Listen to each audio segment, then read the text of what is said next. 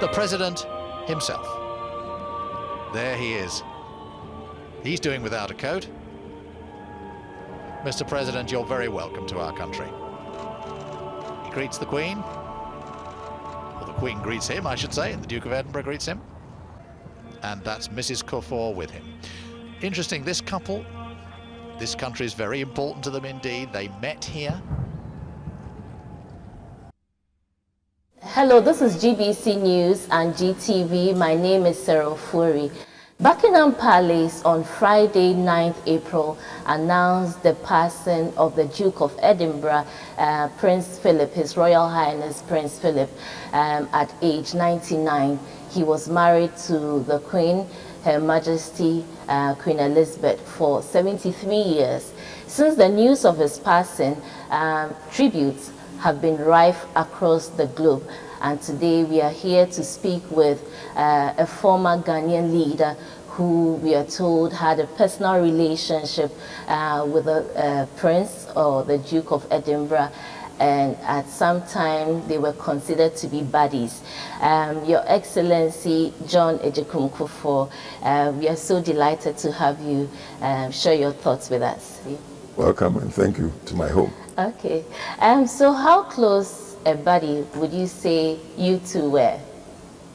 Buddy might not be the right word to use, but I would say I was honored to be an acquaintance, especially when I assumed office as President of Ghana, because of our membership of the Commonwealth, and also from the many international occasions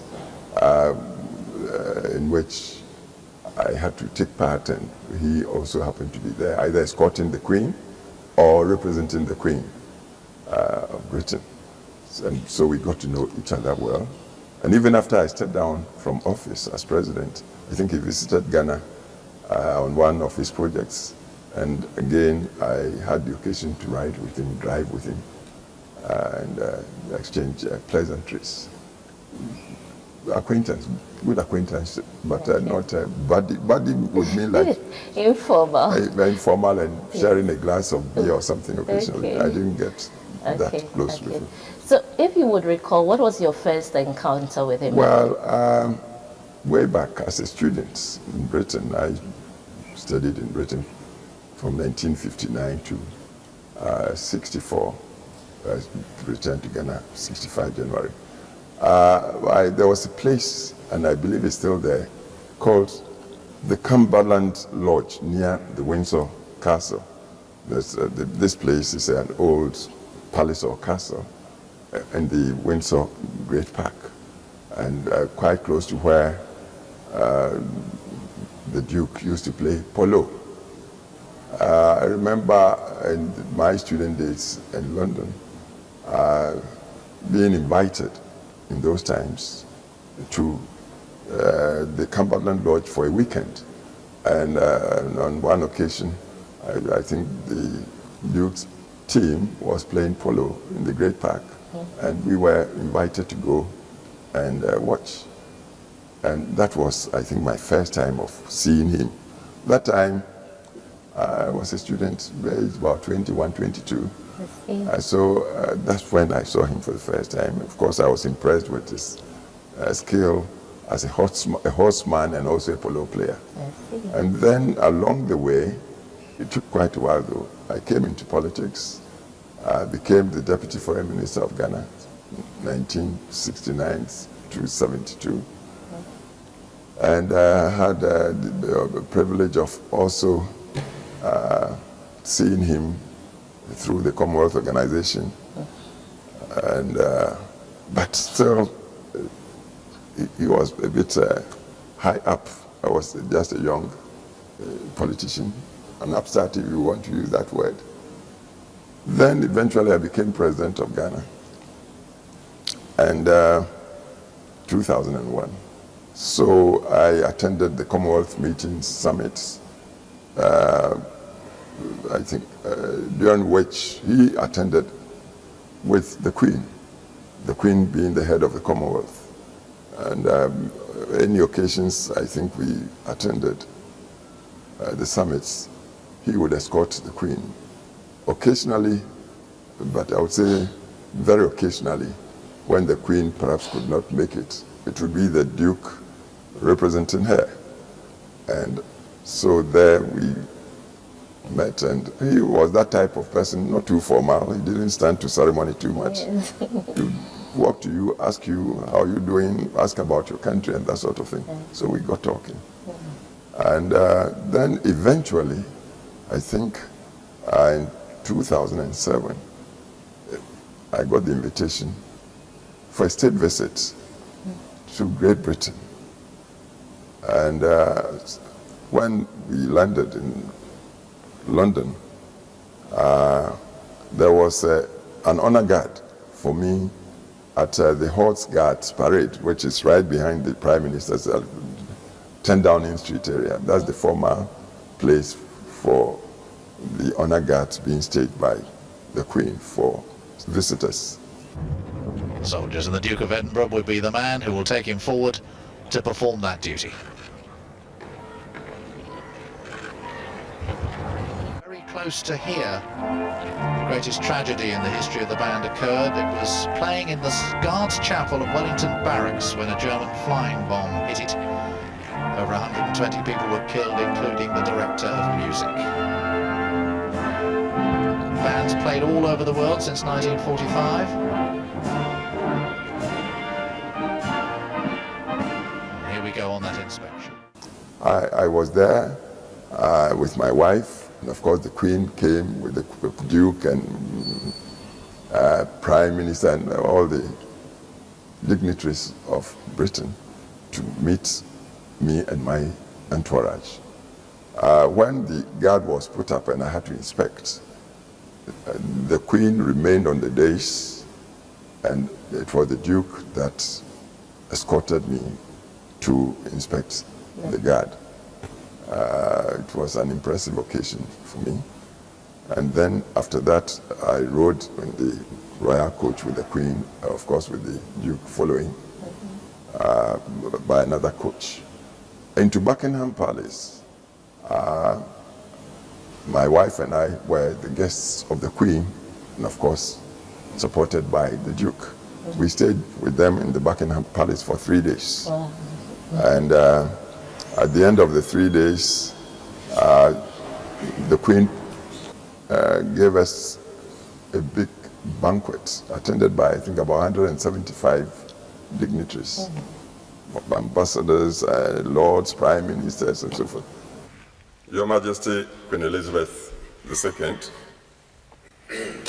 Your Royal Highnesses, my lords, Right Honourable Prime Minister, Honourable Ministers and Members of Parliament, Your Excellencies, members of the Diplomatic Corps, ladies and gentlemen, I'm grateful to Your Majesty for your kind invitation to me and my wife Theresa to pay a state visit to the United Kingdom.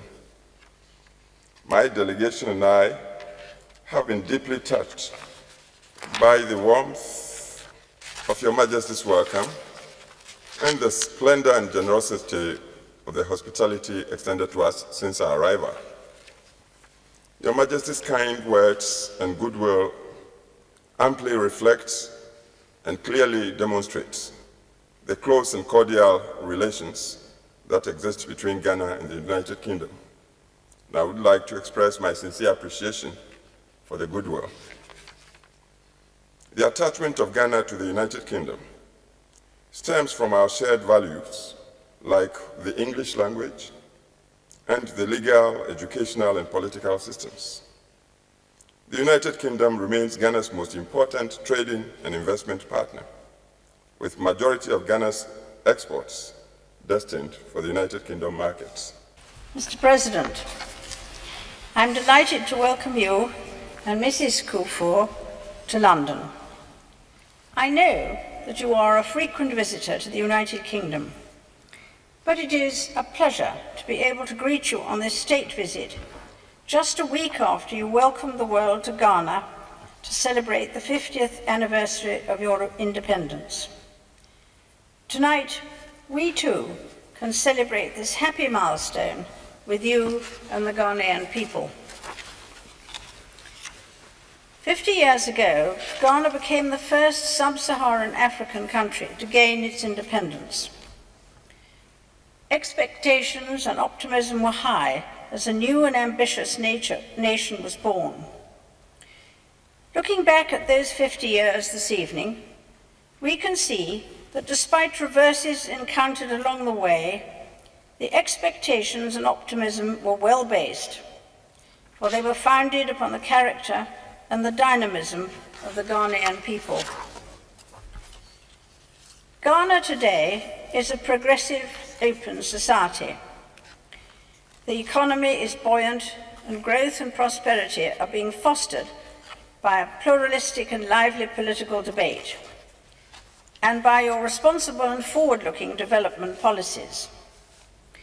These have allowed Ghana to benefit from very substantial development cooperation and debt cancellation. They promise to make a reality of your vision of Ghana as the gateway to West Africa. The interesting thing was the banquet was, I believe, on the 3rd floor or so of the palace. And there's a long flight of steps to get there. There was also an elevator, I would say a rather old elevator. And whilst the Queen and my wife had gotten to the 3rd floor, the Duke had to take me with him through this lift to get there. Unfortunately, as the elevator got halfway, it got stuck. And then, typical of the Duke, he started yelling for, I believe, the houseman who was maintaining the thing. Brown, Brown, get us out of here. Get us down. The machine won't go up. And so Mr. Brown rushed around, ran down. We could hear him, rushing with a crank to sort of crank the lift to put us back to the ground floor. And when we got there, Mr. Brown, a mechanic of sorts, quickly repaired the lift, and it was ready to take us back up. But then the Duke turned on me, "We go in." So I looked at it, and I wasn't sure that ancient thing could take us to 3rd floor. So I said, "I'd rather walk the steps." So I said, "All right." And then we started walking. But to my surprise, and he's about almost 18 years or even 20 years older than me. But this guy could walk the 3 flight of steps without holding on to the rail.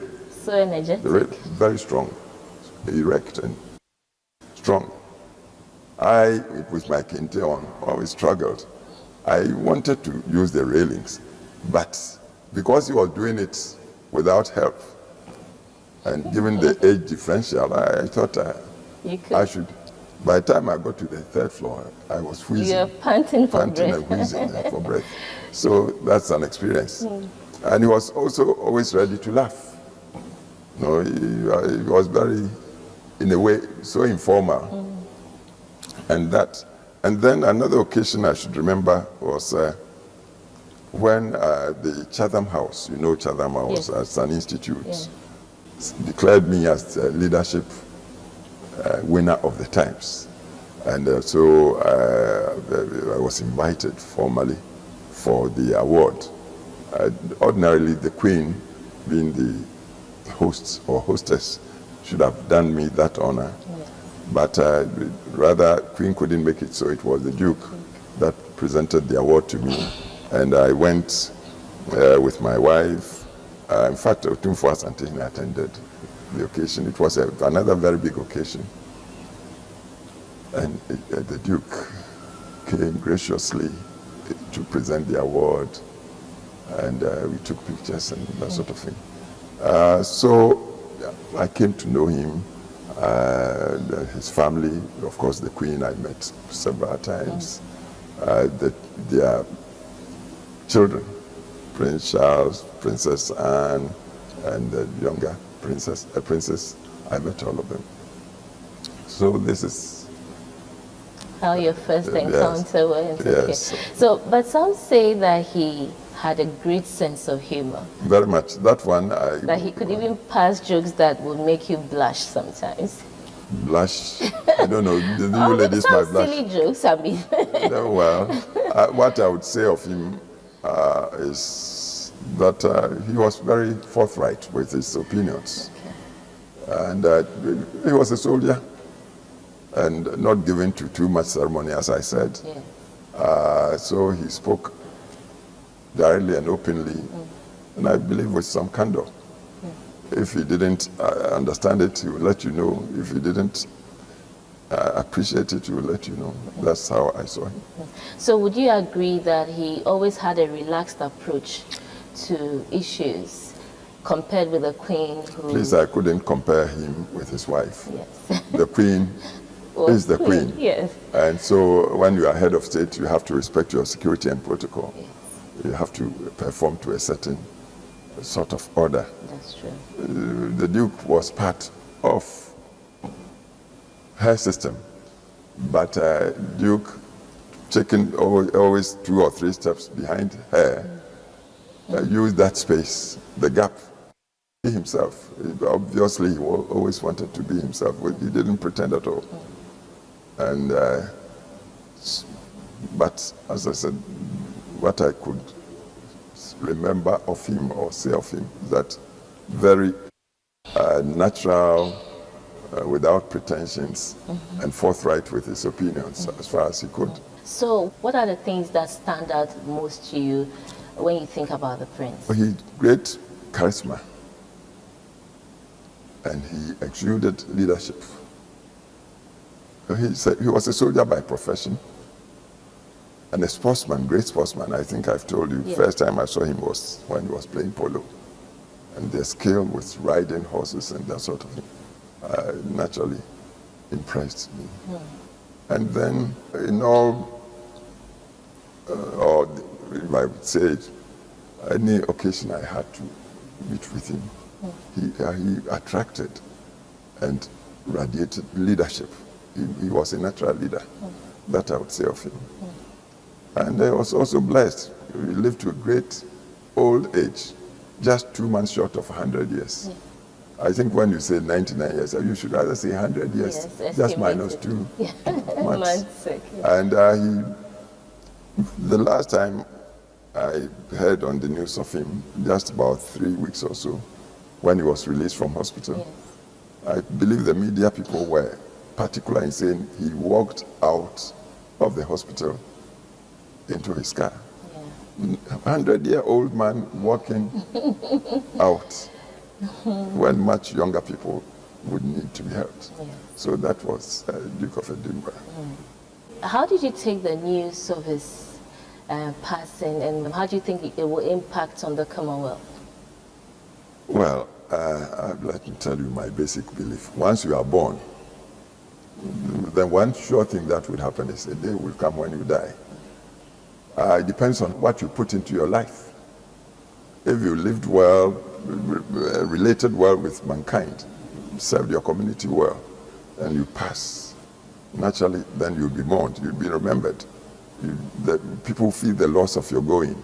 So I would think, given the length of service he rendered to his family, to his nation, Britain, and to the Commonwealth, and also to mankind generally, because he traveled the world over. Many people would miss him. There would be a gap. But then, how many people would live to 100 years? So naturally, the time has come for him to go, and we are sorry for a man like that to go, for us to miss him. But I think what we should do is not so much to mourn endlessly, than to pray that the good Lord will give him eternal rest, because he really made himself relevant to many people and to many situations. So his going would be missed. Okay. So what do you think his legacies were? To me, he behaved like a good human being, great human being, of relevance, as I said, charismatic, with leadership qualities, strong, forthright in his opinions. I don't think it will be everybody that would like him. People like him. You either like him or you do not like him. And he didn't seem to care. He would just be himself. And I wish people would try to be themselves always, rather than to pretend. So one of his legacies, or known legacies, is the institution of the Duke of Edinburgh Awards, also known as that's great. But that's concern for mankind. Yes. It's to encourage youth across the racial lines and national lines. Especially in the Commonwealth. To show leadership. Yes. To show initiative, to learn to take reasonable risks to better the lot of their communities. So that's one. So how do you think that impacted on the young, especially in Africa? Without leadership, we shouldn't talk of transformation. So anything that would nurture in the youth to learn to take initiatives, sensible initiatives, and to help move societies forward should be appreciated. And so that legacy, and I'm sure he's left many legacies, that one should be appreciated, and he would be remembered very much for. Okay. So one of the things that we should probably pat our backs for was the fact that when he was asked who the greatest African he had ever met was, he mentioned Kwame Nkrumah. Do you agree? That was his opinion. Okay. And as I've told you, he is a man that spoke his mind as far as I knew. So if he said that of Nkrumah, fantastic. I would say that's how he saw him. And we shouldn't be surprising, because the Queen became Queen, I believe, in the 50s, before Ghana became independent. Yes. But the Duke was already her husband, the young couple, and Ghana was the first country in the British colonial, if you like, arrangement on the continent of Africa, south of Sahara, to have gained independence. So the Queen, and Ghana remained part of the monarchy till 1961, even after independence, before we became a republic. So I'm sure the Duke had many occasions to meet with Nkrumah. And Duke himself must have been a young man. So he perhaps sized Nkrumah up keenly for him to conclude that he was perhaps the greatest African he'd met. So, and that Nkrumah was our leader, Ghana's leader. I believe should go well for us. We should take it as a pat on the back of Ghanaians generally, giving ourselves a great leader. Okay, so what lessons do you think he bestowed to us before he left? Fit in with our social arrangement as much as we can lawfully, but we shouldn't miss our identity, even in the crash of protocol and security and all that. We should try always to maintain our identity without pretense, and we should be humans, good humans. So for a man his caliber, would probably expect some pomp and pageantry for his funeral, but we've heard reports that he wouldn't want such a fuss. Is that in line with a man you know? Left to him as Mr. Philip or whatever, his wishes would be respected, left to him. But he was the husband of the Queen of Great Britain, who was also head of the Commonwealth organization. And they are royalty. The royals generally belong to the realms over which they rule. And when you are talking realms and kingdoms and nations, and leadership should respect security and respect protocol. So I'm sure, in spite of his personal wishes, royalty, nationhood, the Commonwealth, and the global organization might overrule his personal wishes and accord him the last honors and respects that a guy like that should be given. Okay. Your Excellency, we appreciate your time with us and sharing your thoughts with us. Well, I thank you for coming to talk to me about this man I was honored to meet. As I said, not once, but many times. And I came to appreciate him, like him. He was a man's man, exuded leadership, charisma, with a sense of humor, sometimes very biting humor, and also always with a twinkle in his eye. And I had one or two occasions I saw he had an eye for beauty, in the opposite sex. Okay. So, and obviously too, he must have been a good family man. Sure. Because the way the Queen and their children always sort of hovered around him. He must have been a good family person. So naturally, I came to appreciate him. And as I said, it's sad such a man has to go, because that's the way nature organized all of us. But he lived well, and I'm sure in large measure he would be remembered very well. Your Excellency, we thank you and we are so appreciative of your time. Thank you. Well, viewers, we've been speaking to His Excellency, former President John Agyekum Kufuor, sharing his thought with us about the passing of the Duke of Edinburgh, Prince Philip. He had a personal relationship with him. He's one of the few Ghanaians who was a guest of honor at the palace during his tenure of office. And we came here to find out what fond thoughts he has of the Duke of Edinburgh following the news of his passing. We hope you enjoyed our interview.